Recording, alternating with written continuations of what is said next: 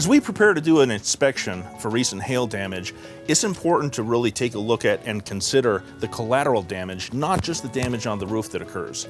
Oftentimes, the roofer is going to go up and they're going to look at your roof, they're going to say it's damaged, but they don't necessarily have the capacity or the tradesman to deal with all the extra damage that comes along with this type of storm. Now here, we've got, to begin with, some great collateral damage that's happening on our posts on the deck railing. And you can see the impacts, you can see the actual devastation, the amount of damage that these hail hits have caused that are gonna really take a lot of possible sanding, power washing, or quite possibly even complete replacement of all of our columns here, especially on the deck railing. We're gonna go up top and we're gonna take a look at some of the collateral damage to vinyl windows and doors. So here, one of the things that we're going to focus in on is damage to our door. We've got, this is referred to as glazing bead damage. So you can see where the hail has come in and absolutely destroyed this vinyl glazing bead. Now the insurance company is just going to want to come in and pay for about a 73-cent piece of vinyl.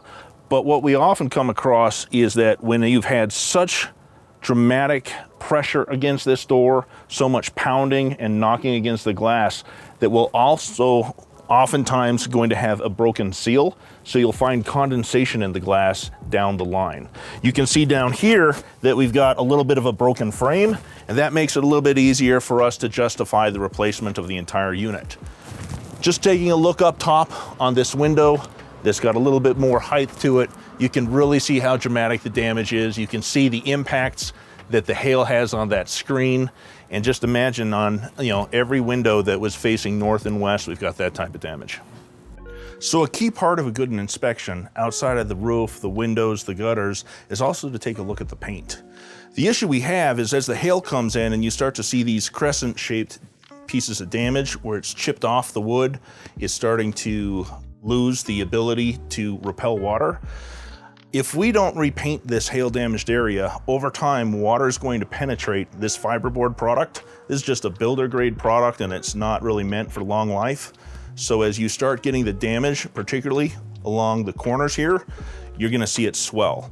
And as it starts to swell, just like a cardboard box that's been in water and it's expanded, it never works right again. So once you lose the ability of this to repel water, and once it starts to swell and separate, like you would see with a piece of cheap particle board furniture, once that starts to happen, you're gonna paint, but your paint's only gonna last about 3 or 4 years.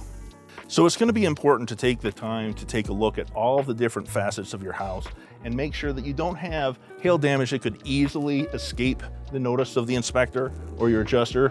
Where here we've got some broken glass that was caused by hail. And if you look at this one, it just absolutely came out and took out all of the glass. Now, if these were part of the catastrophe, they should be under personal property and covered within your hail claim.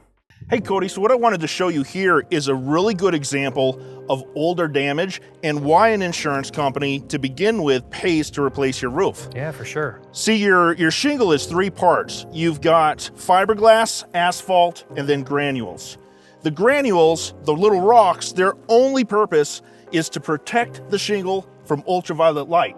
So the hail comes in, hits the shingle, shatters the fiberglass, the granules come off, and what you're gonna start seeing here is where it doesn't have granules, you get a spiderweb gray look here. And this truly is from the sun coming in and just over time, eating away at this shingle. Wow. And this is just such a great example of what your roof will eventually look like and how it's eventually gonna start to eat holes. And here we've got an actual hole that is eaten through the shingle. Wow. It's hard to imagine, Tim, despite how warm it is down here on the ground, if you go up to a thunderstorm top at 40 to 50,000 feet, the temperature's below zero. 20, 30, 40 degrees below zero.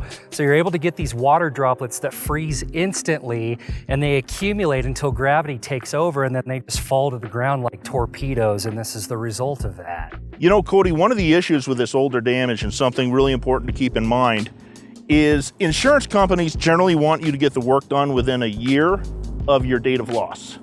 So this damage, despite the fact that we've got new damage, which is going to make it easy to get this roof bought, if a homeowner had come out and found that they had this older damage, which is probably 4 or 5 years old, and wanted to claim this with their insurance company, their time frame is gone. Wow. There's no claim to be made. They missed that opportunity. So conclusion is stop procrastinating and get it done. Absolutely. You don't have to have the insurance company come out, file the claim, and do the roof tomorrow, but you do need them to get out and file that claim and document that damage. Wow. Sooner to the loss date than later. Let's move over to the other side of this roof, and we're going to take a look at some of the new damage and the difference in how it looks.